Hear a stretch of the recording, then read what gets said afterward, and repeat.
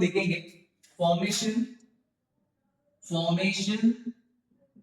Of stationary wave. क्या देखेंगे? Formation of stationery waves. Formation of stationery waves. ठीक है, ये हमारे वेव चैप्टर का सबसे इंपॉर्टेंट टॉपिक है जहां से बहुत सारे क्वेश्चन बोर्ड्स में आते हैं, तो इसको ढंग से समझना, ये थोड़ी नई चीज है। ठीक है, मैं तुम लोग से बस एक एग्जांपल से स्टार्ट करता हूँ। मान लो कि एक रबर बैंड है हमारे पास, इस रबर बैंड को मैं यहां से फिक्स कर देता हूं।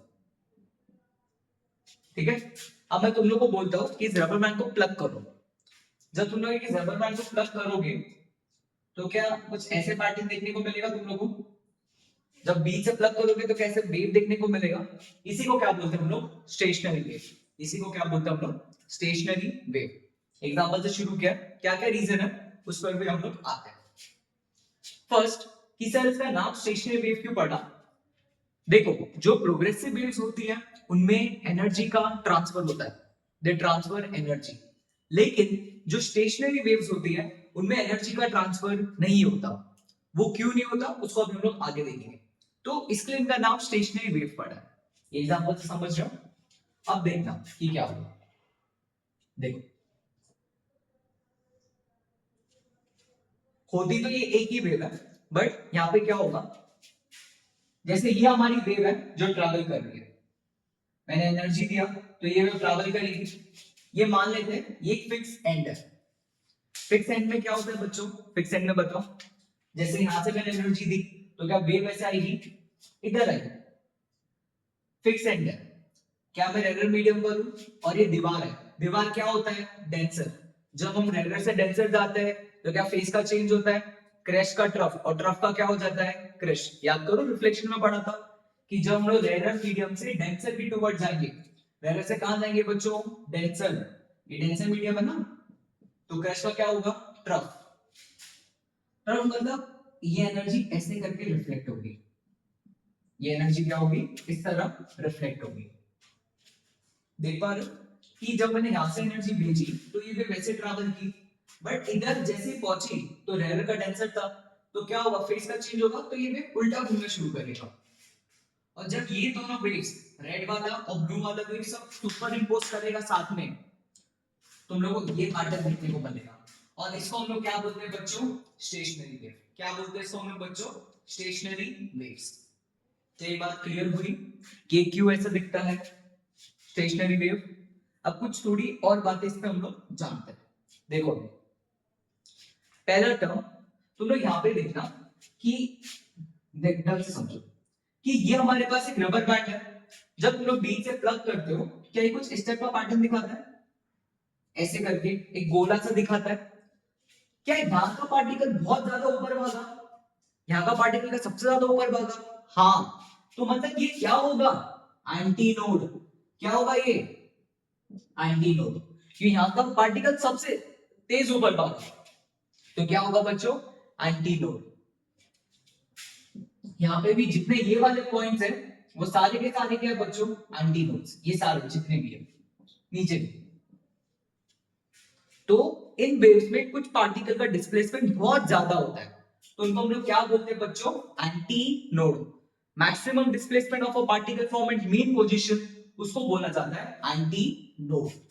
दूसरा समझो, यहां देखो ये वाला पार्टिकल, क्या ये पहले भी शांत बैठा था?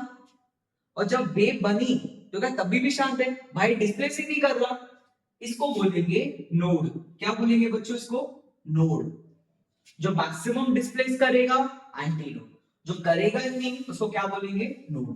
तो ये जितने भी पॉइंट्स यहां पे दिख रहे हैं हम लोग को, ये क्या है? नोड। क्या है बच्चों? ये नोड।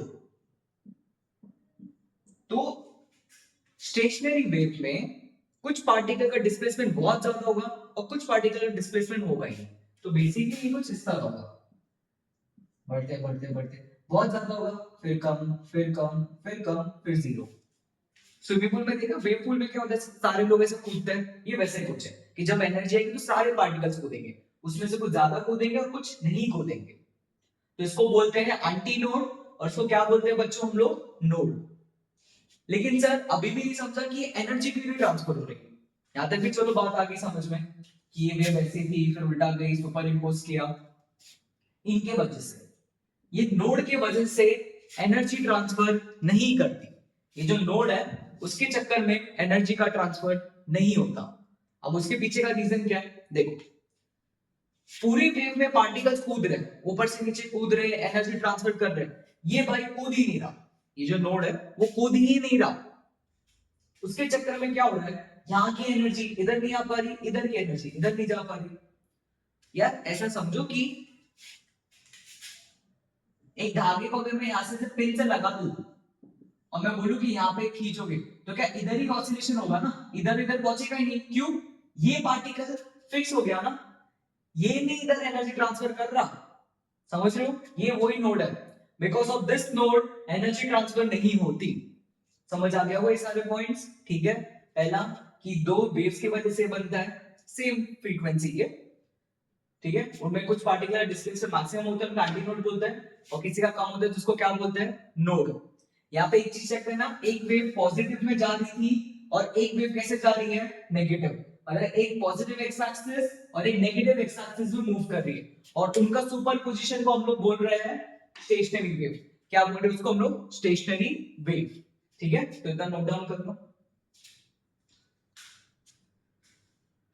चलो बच्चों, अभी हम सीखेंगे इक्वेशन ऑफ स्टेशनरी वेव्स। क्या सीखेंगे? Equation of stationery waves.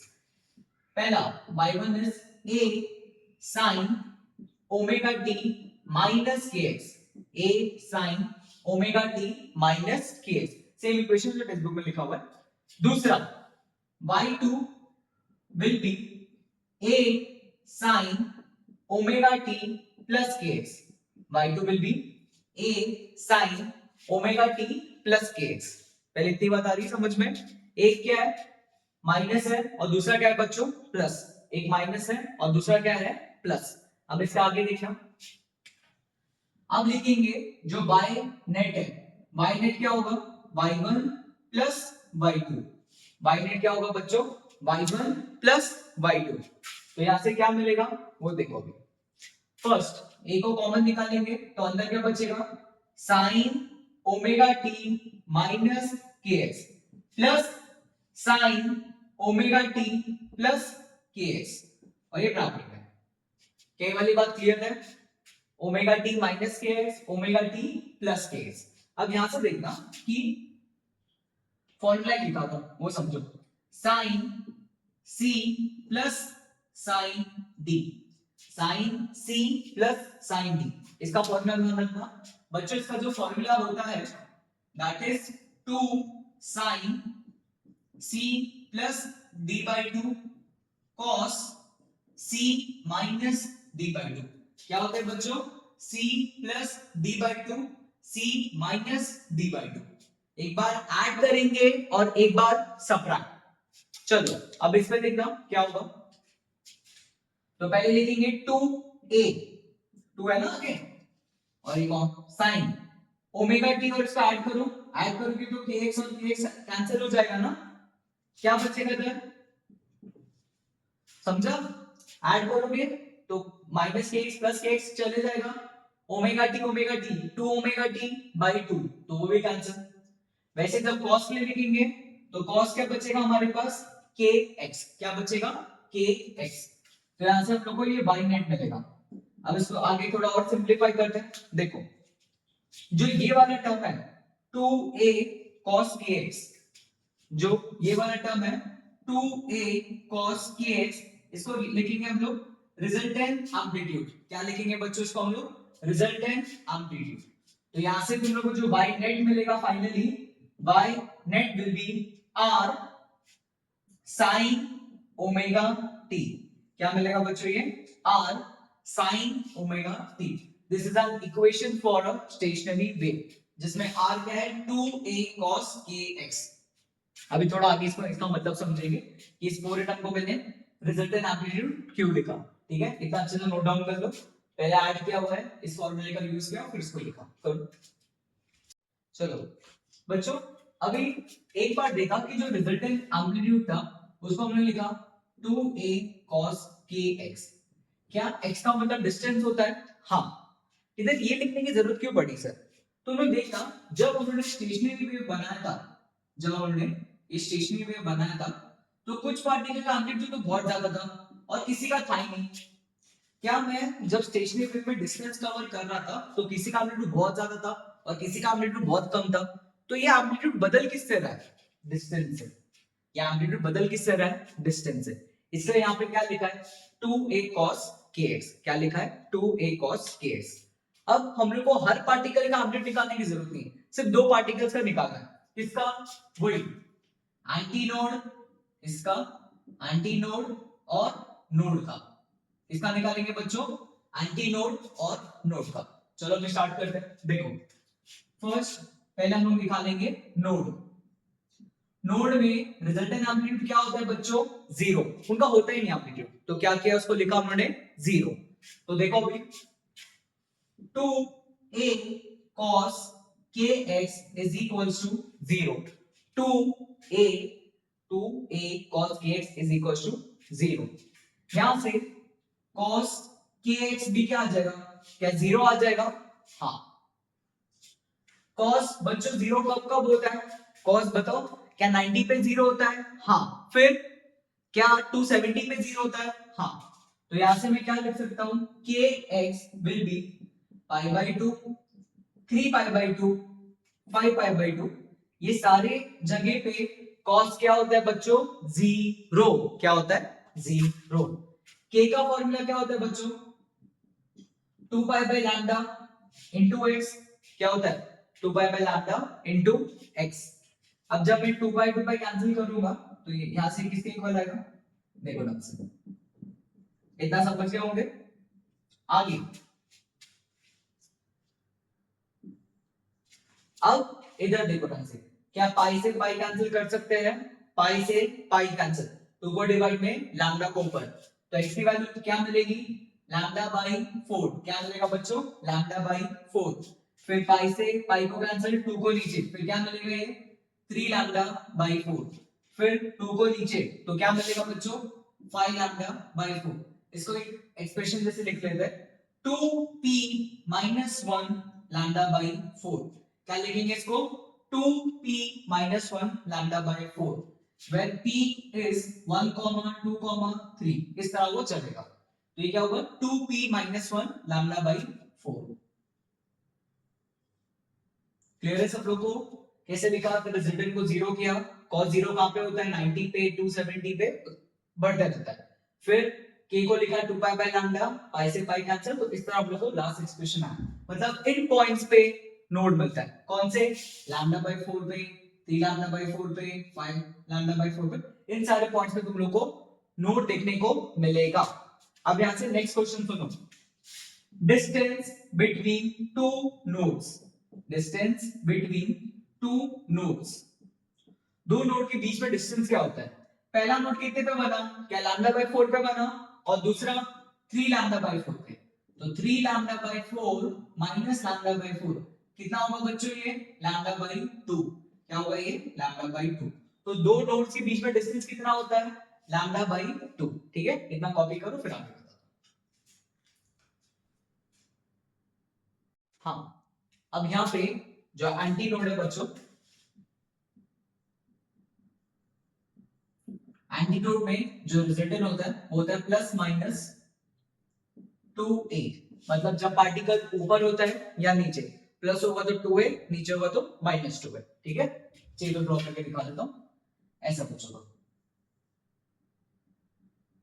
तो अगर इधर होगा तो प्लस 2a, इधर होगा तो minus 2a। Okay, plus 2a और माइनस 2a। यहां पे अभी देखना क्या लिखेंगे? 2a cos kx is equals to plus minus 2a। 2a cos kx is equals to plus minus 2a। यहां से क्या लिख सकते हैं? cos kx is plus minus 1। cos kx is plus minus 1। अब ये बताओ कि cos 1 और माइनस 1 कब कब होता है? तो वो देखते हैं। cos kx is now, चलो kx will be equals to 0, pi, 2 pi 3 pi and so on. क्या समझना है यहां से? cos केस क्या होगा 0 पाई 2 पाई 3 पाई एंड सो ऑन। इतना मतलब समझ रहे हो? 0 पे वो 1 होता है, पाई पे -1, 2 पाई पे फिर 1 -1, इस तरह वो चल रहा है। अब क्या लिखेंगे 2 pi by lambda into x is equal to वही सेम काम वापस कर रहे हैं। अब चलेगा x की वैल्यू पहले क्या मिलेगी 0, फिर लैम्डा बाय 2, पाई से पाई कैंसिल ना, फिर लैम्डा, फिर 3 लैम्डा बाय 2, अब उस तरह चलने वाला है। तो यहां से तुम लोगों को x क्या मिलेगा बच्चों p by 2 लैम्डा। क्या मिलेगा ये p by 2 लैम्डा। यहां से p चालू होगा 0 1 2 3 एंड सो ऑन। जब 0 पुट करोगे तो 0, 1 पुट करोगे तो लैम्डा बाय 2, 2 पुट करोगे 2 बाय 2 कैंसिल, क्या बचेगा लैम्डा। ये चीज हम लोग को देखने को मिलेगी। क्लियर है ये वाली चीज ढंग से? आगे वाला बात समझ में एंटी नोट का? ठीक है, करो। चलो बच्चों, अभी यहाँ पे हम लोग देखेंगे एक टर्म जिसको हम लोग बोलेंगे फंडामेंटल फ्रीक्वेंसी। क्या बोलेंगे बच्चों इसको हम लोग? Fundamental frequency. इसको बोलते हैं minimum frequency with which an instrument can oscillate। Can oscillate, ये क्या होता है? ये मिनिमम फ्रीक्वेंसी होती है जिससे मेरा इंस्ट्रूमेंट क्या करता है बच्चों? ऑसिलेट करता है। उसको क्या नाम बोलते हैं हम लोग? Fundamental frequency. उसके बाद एक टर्म आता है जिसको बोलते हैं हार्मोनिक्स। अभी नई टर्म्स है तो धीरे धीरे वो समझेंगे। हार्मोनिक का मतलब it is an integral multiple, it is an integral multiple of fundamental frequency. It is an integral multiple of fundamental frequency. Harmonic क्या होता है? इंटीग्रल मल्टीपल होता है किसका बच्चों? फंडामेंटल फ्रीक्वेंसी का। लास्ट होगा जिसको हम लोग नाम देंगे ओवरटोन। क्या बोलेंगे इसको बच्चों? ओवरटोन। ओवरटोन का मतलब होगा frequency higher than fundamental frequency, frequency higher than fundamental frequency, frequency higher than fundamental frequency is called overtone। सो क्या बोलते हैं हम लोग बच्चों? ओवरटोन। फंडामेंटल का मतलब जो मिनिमम फ्रीक्वेंसी होगा उसको फंडामेंटल बोलेंगे। जैसे मान लो कि 10 है तो 10 मेरे लिए फंडामेंटल हुआ, लेकिन उसके आगे 10 20 30 वो सारे क्या होंगे? हार्मोनिक्स। वो सारे क्या होंगे? उनके हार्मोनिक्स। उसके बाद फंडामेंटल के आगे जो भी होंगे उनको हम लोग क्या नाम बोलेंगे? ओवरटोन। क्या बोलेंगे इसको हम लोग? ओवरटोन। पहले तुम लोग डेफिनेशन लिखो, फिर मैं तुम लोगों को इसको एग्जांपल से समझाता हूं। ओवरटोन ये सबको देखा था, ठीक है? तो एक बार उसका मतलब समझ लेते हैं कि मान लो कि ऐसा लिखा हुआ है 10 hertz 20 hertz 30 hertz and so on.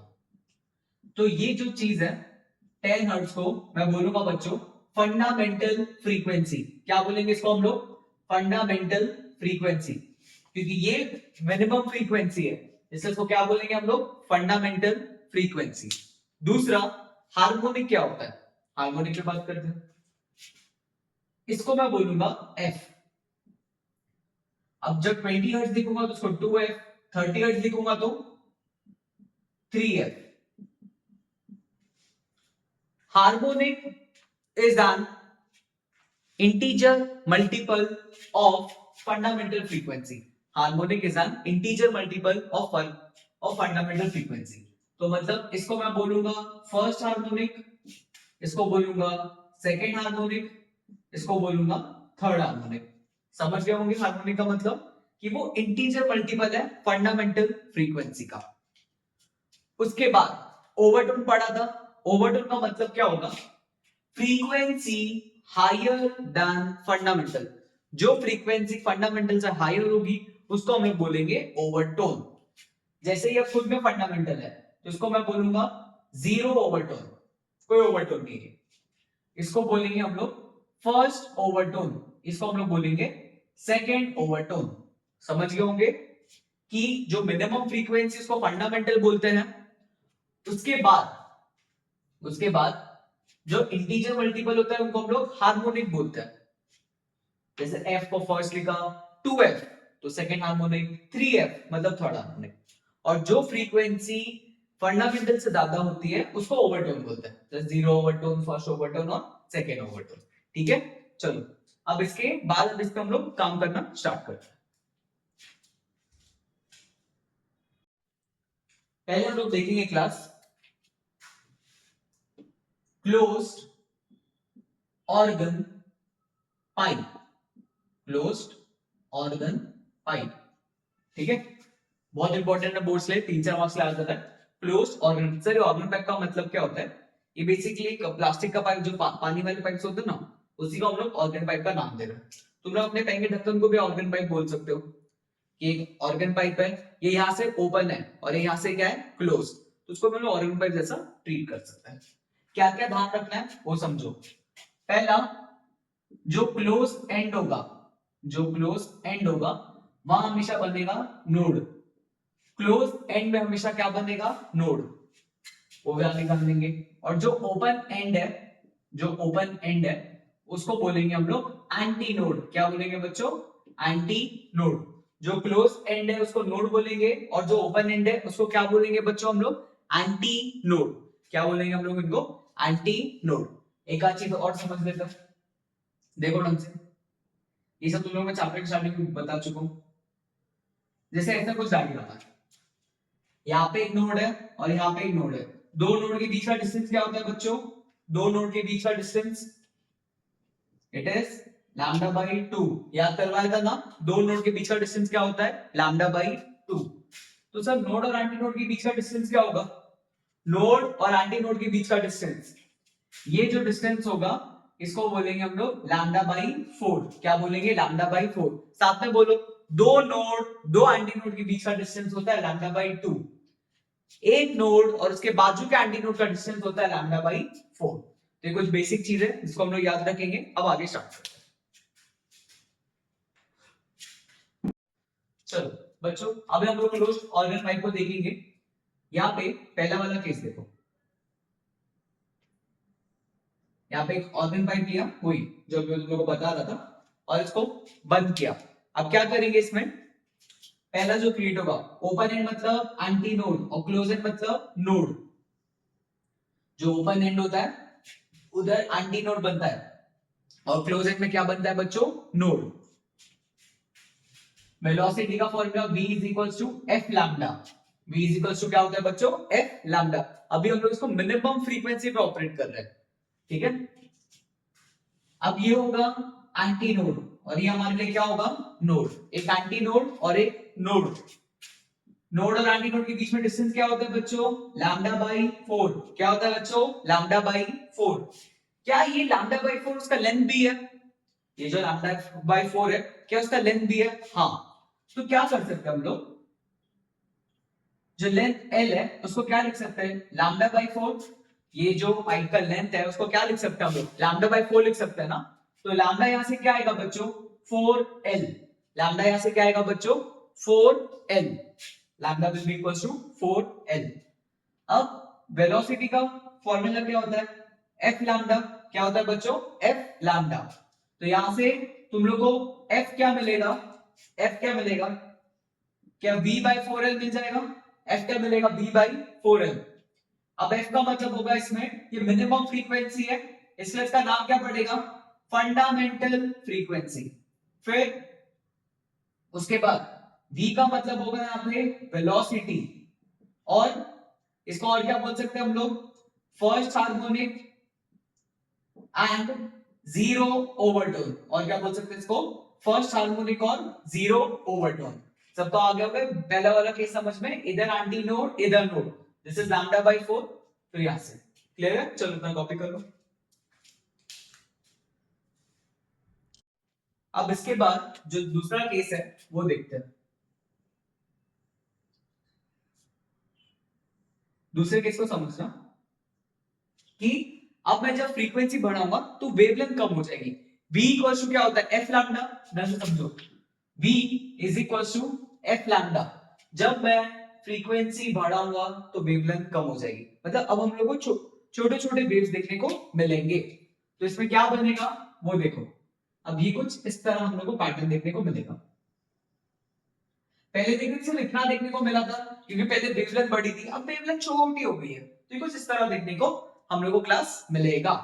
अब यहां से क्या करेंगे वो देखो, ये है एंटी नोड, ये है नोड, ये है एंटी नोड और ये है हमारे पास नोड। चलो ये बताओ, दो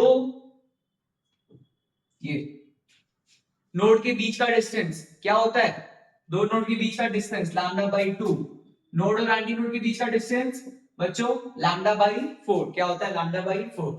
जब ऐड करोगे वही सेम काम वापस, एल किसके इक्वल होगा, lambda by 2 plus lambda by 4, add करो कितना होगा 3 लैम्डा बाई 4, तो लैम्डा यहां से क्या मिलेगा 4l बाई 3, क्या मिलेगा 4l बाई 3। अब फ्रीक्वेंसी को क्या लिखेंगे, हम लोग को जो f मिला था was v by 4l, सब लोग देखो पहला पेज वहां पे क्या f क्या मिला था v by 4l, उसको याद रखेंगे ठीक है।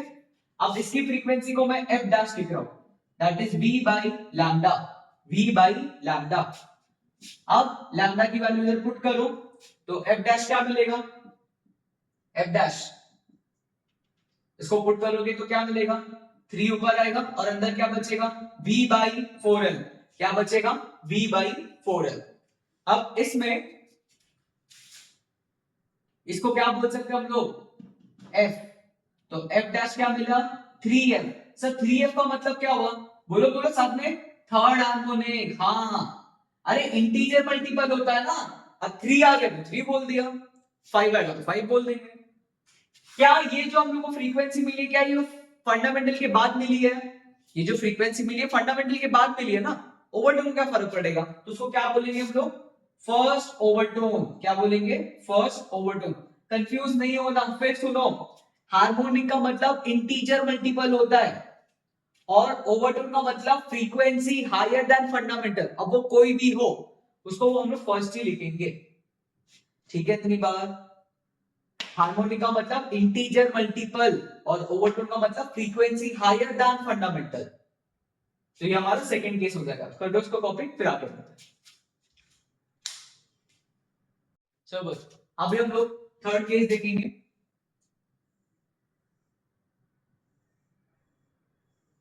अब मैं फ्रीक्वेंसी को बच्चों और बढ़ाऊंगा, होप सब लोग बैठ के बुक के साथ बैठो, चीजें नोट डाउन करो जो भी बताई जा रही है। अब यहाँ पे क्या होगा वो देखो, अब ये कुछ इस तरह बनते हुए दिखेगा ऐसे, पहले वाले से देखना, पहला वाला इधर तक बना था, ये और बढ़ गया, मतलब अब वेवलेंथ और छोटी छोटी हो गई है, पहले वेवलेंथ बड़ी थी अब धीरे धीरे छोटी होती जा रही है वेवलेंथ, इसलिए इस टाइप का पैटर्न हम लोग को देखने को मिल रहा है। अब यहाँ पे anti node node anti node node anti node और नोड, सॉरी हाँ नोड सही हो जाती भाई गलती, ठीक है। अब इधर देखो, नोड और नोड में क्या होता है डिस्टेंस लैम्डा बाई 2, नोड और नोड में क्या होता है डिस्टेंस लैम्डा बाई 2, नोड और एंटी नोड में डिस्टेंस क्या होता है लैम्डा बाई 4, क्या होता है लैम्डा बाई 4।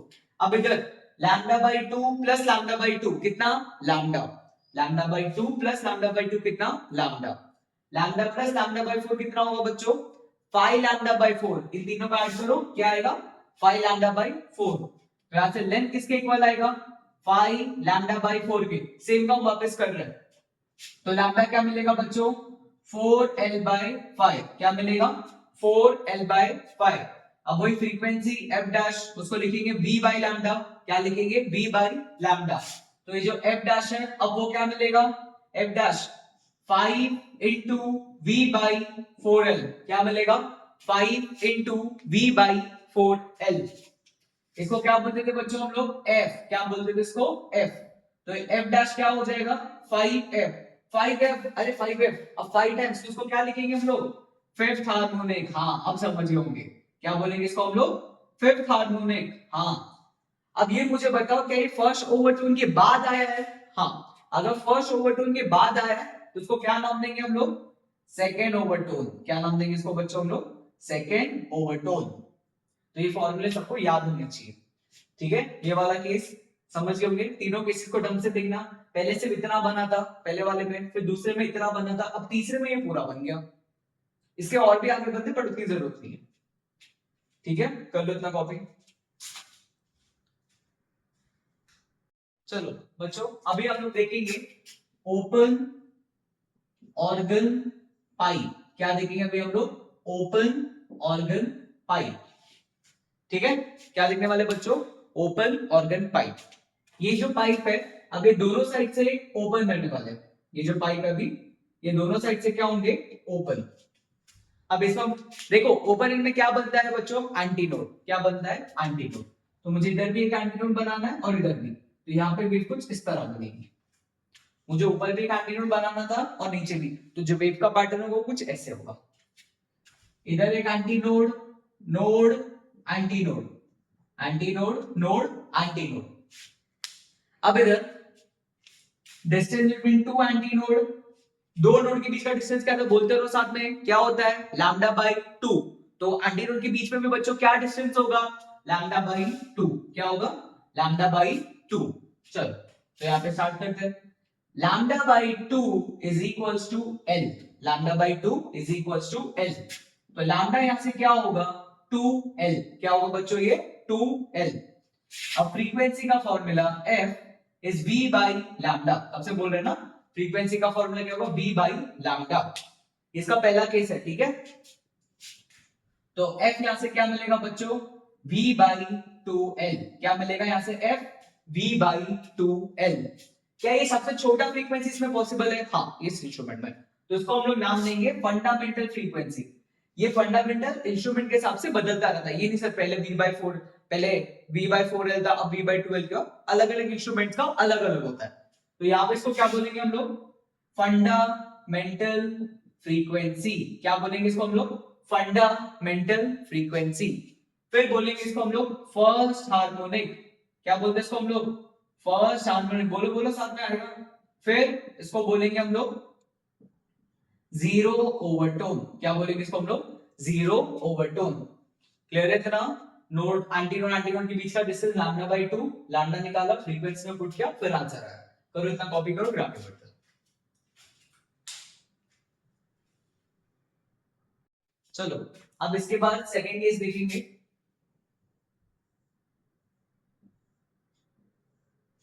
अब मैं फ्रीक्वेंसी को बढ़ाऊंगा। जब हम लोग फ्रीक्वेंसी को बढ़ाते हैं तो वेवलेंथ क्या हो जाता है? कम। अब यहां से ये कुछ इस तरह हम लोग को देखने को मिलेगा। ठीक है, ये कुछ इस तरह आएगा। अब बीच में तुम लोग देख पा रहे हो एक वेव जैसे आ गई है। हाँ, इधर एक एंटीनोड, नोड, एंटीनोड, नोड और फिर एक एंटीनोड। जहां खुला हुआ है वहां पे एंटीनोड लिखना है, जहां बंद है वहां पे नोड। यहाँ पे खुला था एंटीनोड, बंद है तो नोड। देख पा रहे हो इतना अच्छे से? हाँ। अब आगे देखो, एंटीनोड और एंटीनोड के बीच का डिस्टेंस बताओ। एंटीनोड और एंटीनोड के बीच का distance lambda by 2। Antinode antinode के बीच का डिस्टेंस बच्चों लैम्डा बाय 2। तो लैम्डा बाय 2, लैम्डा बाय 2 क्या होगा? लैम्डा बाय 2 और लैम्डा बाय 2 लैम्डा हो जाएगा ना। तो यहां से लैम्डा किसके इक्वल आएगा? एल के। ऐड करो ना, antinode antinode lambda by 2, antinode antinode lambda by 2, lambda हो गया। अब frequency f will be, f dash लिख लेते हैं। क्या b बाई एल लिख देंगे? हाँ। क्या लिखेंगे इसको हम लोग? b by L. फिर अब ये जो f डैश है इसको मैं 2 से मल्टीप्लाई और डिवाइड करूंगा। क्या करूंगा इसको हम लोग? 2 से मल्टीप्लाई और 2 से डिवाइड। क्यों? फंडामेंटल का फॉर्मूला क्या था बच्चों? f का क्या था? वो b बाई 2l, वही मुझे चाहिए। तो यहां से ये जो f डैश है वो क्या आ जाएगा? 2f। यहां से जो f डैश है वो क्या आ जाएगा बच्चों? 2f। क्या आएगा बच्चों? ये 2f। ये चीज को हम लोग बोलेंगे सेकेंड हार्मोनिक। 2f है ना, इसलिए क्या बोलेंगे इसको हम लोग? Second harmonic. क्या ये फंडामेंटल के बाद आया है? फंडामेंटल के बाद आया। जो फंडामेंटल होता है उसको क्या लिखते थे? जीरो। तो उसको क्या बोलेंगे हम लोग? First overtone. क्या बोलेंगे इसको हम लोग? First overtone. समझ गए ना? अब तो हार्मोनिक, सर हार्मोनिक समझ गया, ओवरटोन कंफ्यूज कर रहा है। कुछ नहीं, ओवरटोन किसी की नहीं सुनता। 0 1 2 3 4 फॉलो करता रहता है हर जगह। कुछ नहीं दिमाग लगाना। फंडामेंटल को 0, उसके बाद नंबर लगाना शुरू कर दो 1 2 3 4 बस। ठीक है, चलो कर लो इतना कॉपी।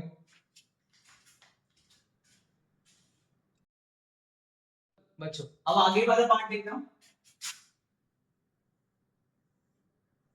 अब इसके आगे वाले पे बढ़ते हैं, तो यहाँ पे क्या होगा उस पर आता है। तो ये कुछ अभी इस तरह बनता हुआ दिखेगा।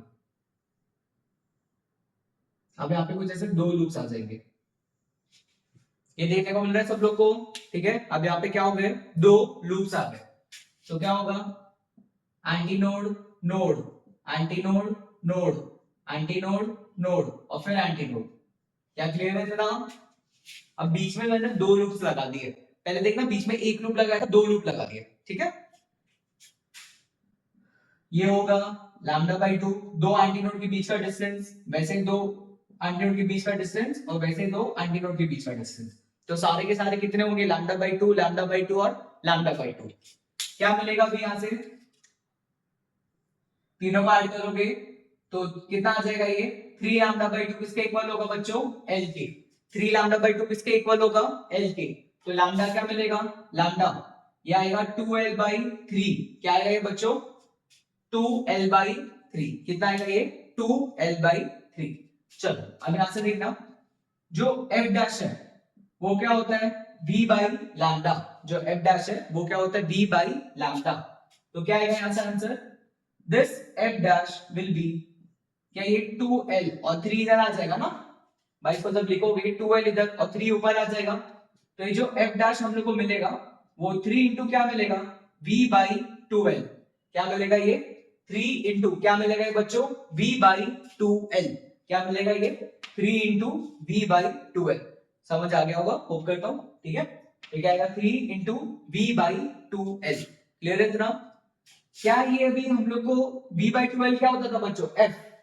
तो ये जो f डैश है क्या, 3f होगा। 3f का मतलब क्या होगा, थर्ड हार्मोनिक। हाँ, क्या होगा इसका मतलब, थर्ड हार्मोनिक, ठीक है। थर्ड हार्मोनिक होगा और क्या होगा ये, सेकेंड ओवरटोन। क्या होगा ये, सेकेंड ओवरटोन। समझ लोगे ना, 3f का मतलब थर्ड हार्मोनिक। उससे पहले का फर्स्ट ओवरटोन लिखा था, तो इधर क्या लिखेंगे हम लोग, सेकेंड ओवरटोन। इस तरह हम लोग अपने क्लोज और ओपन ऑर्गन पाइप दोनों को कवर कर लिया। अच्छे से इनको लिख के याद करो, समझा दिया मैंने कैसे ढंग से इनको लिखना है, ठीक है। बोर्ड में ये ध्यान रखो कि तुम लोग को कितना आता है उससे कुछ ज्यादा फर्क नहीं पड़ता, पर तुम लोग किस तरह लिखते हो बोर्ड में बहुत ज्यादा मैटर करता है। हम आईटीजे में उसके लेक्चर्स नहीं, बोर्ड के लेक्चर है, तो उसी तरह तुम लोग इनको यूज करो, ठीक है। चलो बच्चों, अभी जो हम लोग टॉपिक पढ़ेंगे उसका नाम है एंड्स करेक्शन। क्या नाम है इसका बच्चों, एंड्स करेक्शन। तो सर ये एंड्स करेक्शन क्या होता है, तो उस एंड्स करेक्शन में बात करते हैं, ढंग से समझना।